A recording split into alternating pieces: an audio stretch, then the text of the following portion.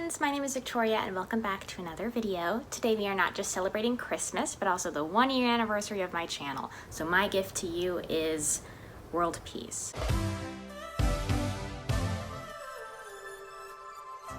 Okay, so last week, Drew Gooden, who is my biggest inspiration and idol and the whole reason this channel exists, posted a really cool video talking about the odd assortment of Christmas movies on Peacock, and that inspired me to take an opportunity to talk about my favorite streaming service, Disney+. Well, that's kind of a lie. I don't think I could ever pick a favorite streaming service. I just know it would never be Hulu. But I do have a pretty strong appreciation for the kind of childlike wonder that comes from Disney Plus content, which is conveniently a prevailing attribute within a lot of holiday entertainment. Like, if you're looking for a cute and cozy thing to watch on a cold winter's night, I can't imagine picking any other streaming service. That being said, I don't know if every piece of their holiday selection is Oscar worthy, and so I thought it'd be fun to kind of look at the bad stuff too. It's also a lot easier to critique content made for children. It doesn't require as much intelligence, and so that's right up my alley. So if you're ready for some Disney Christmas cheer, let's get started. One of Disney Plus's first original feature films was Noel, starring Anna Kendrick and Bill Hader, and it was easily the best thing that had ever happened to me. For starters, the cast is phenomenal. I think Anna Kendrick is the embodiment of joy. I'm in love with Bill Hader. Billy Eichner's in it too. It's also just fun. It has a much more original approach than the typical repetitive Christmas story we're going to be seeing a lot of today, and it all starts with Santa dying. That being said, is it good? I don't know. Most critics don't seem to think so, but I am not most critics. I think that it's fun and it's cute, and I think that Bill Hader's in it, which is really all I ever ask for.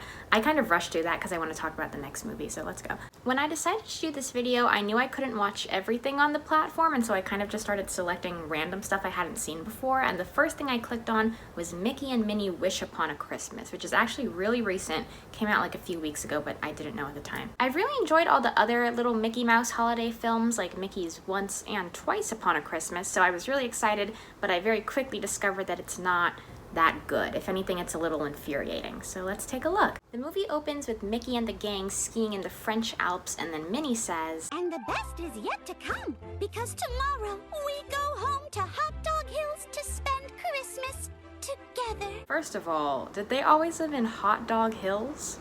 What is that? Second of all, they're not going home. And that's not a spoiler. I mean, it is, they're not gonna go home, but I figured that out the minute she said it, because if you're watching a Christmas movie and a person in one destination says they're gonna be in another destination for Christmas, they will not go. But if it makes you feel better, we can pretend I didn't say that and watch how the plot unfolds. The group sings a little song. I don't really like the song, and then they assign their present pals, which is essentially just Secret Santa, except you know who has who.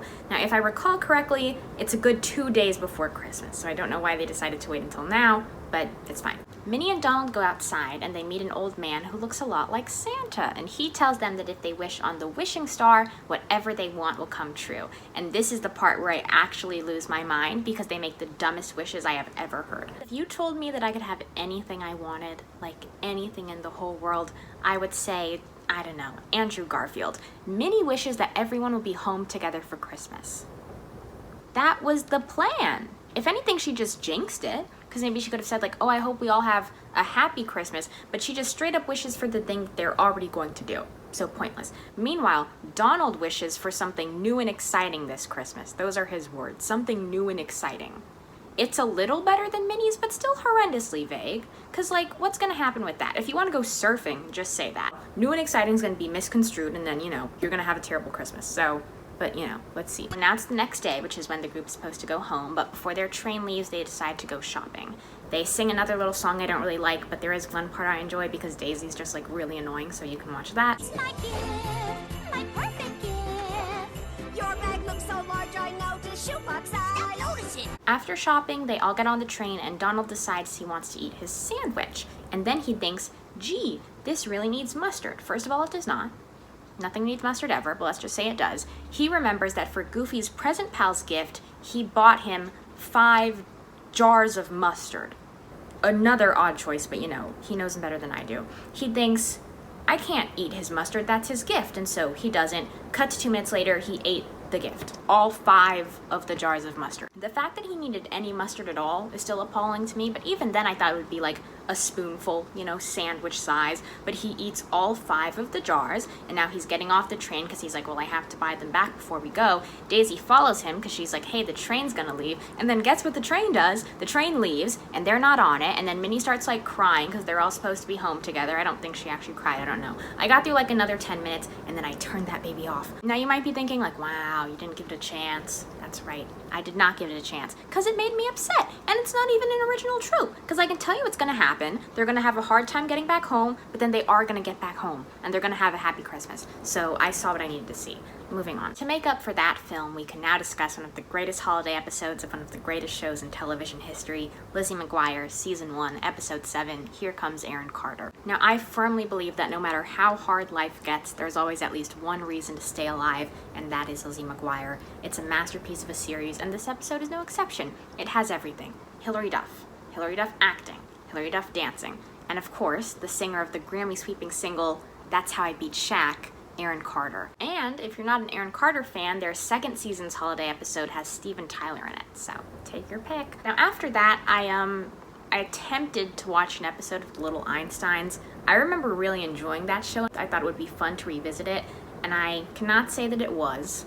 I don't think it's at the fault of the shows. I think I would have learned a lot from it as a child, but I don't remember it being as slow-paced as it was, and for that reason, I don't think I got more than 3 minutes into the episode. To end on a nice note though, I did discover something really cute, and that's a Disney Junior show called Spidey and His Amazing Friends. I watched an episode called A Very Spidey Christmas, and it was lovely. I mean, kids are definitely the target audience. I wouldn't recommend this to every Marvel fan in the world, but I think I would have really appreciated it as a kid, and I appreciated it today because it didn't feel as babyish as that sad Little Einsteins episode did. It was a little funny watching it after seeing Spider-Man No Way Home though, just because in the show, their version of Doc Ock was like upset that she didn't get any Christmas presents, and so her evil plan was to steal everyone's Christmas presents, and it's just a very obviously childlike premise. I feel like in the movie, Doc Ock was the second coolest villain, or like, you know,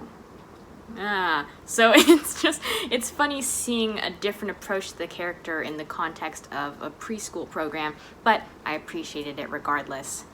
Merry Christmas! Before I wrap up, I did say that we had a second celebration to have today, and that is the anniversary of my first video. I've been a recreational YouTuber for a year as of December 30th, so that's sort of cool. I'm happy with the channel, even if I'm not fully proud of it. Like, a lot of my friends always ask me why my last name isn't in my channel title, because they always complain about how hard it is to find me, and I'm like, yeah, that's the point. It's not so much about my last name being out there. I mean, my parents might disagree, but like, I can't say I'm too worried about if you know my last name or not.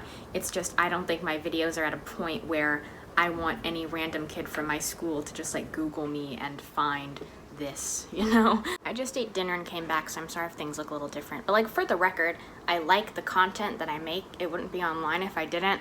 I've only ever deleted one video just because I was like really unhappy with the way I presented it, but for the most part, I can get through like my bad editing and awkward stage presence to get to the main idea of my stuff. And I've seen a lot of improvement here, like not even just in the videos I'm making, but the channel as a whole. Like, I went from 0 to 36 subscribers. I have like 3.5 thousand total views. Like, that's insane. So if you're one of the nice people who has contributed to this very fun year of the channel, then just know I really appreciate it. And I plan on continuing to do this until I don't want to anymore. So there's some fun ahead. Thanks for a fun 365-ish days, and thanks for watching. I'll be seeing you. Bye!